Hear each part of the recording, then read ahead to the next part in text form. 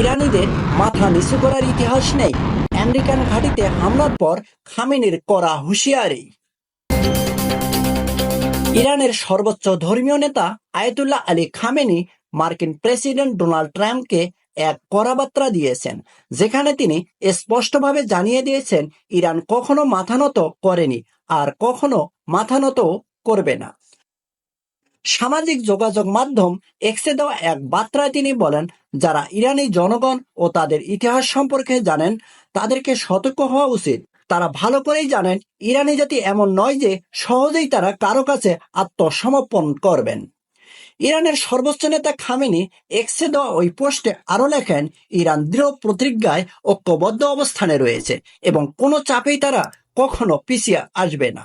অন্যদিকে আবার নতুন করে ইরানের ক্ষেপণাস্ত্র বৃষ্টিতে ইসরায়েলে মারা যাচ্ছে একের পর এক ইহুদি।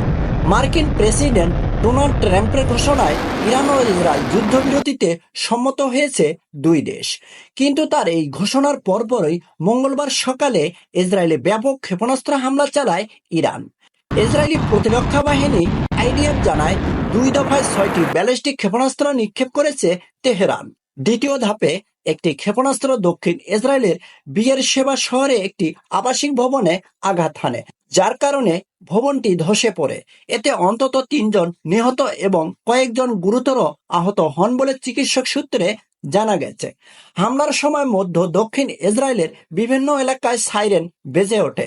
এদিকে আবার ট্রাম্পের শান্তির প্রচেষ্টার মাঝেই ইরান জানায় তারা কোনো যুদ্ধবিরতির প্রস্তাব পায়নি, এমনকি এই ধরনের কোনো প্রস্তাবের প্রয়োজন নেই বলে জানিয়েছে তেহরান।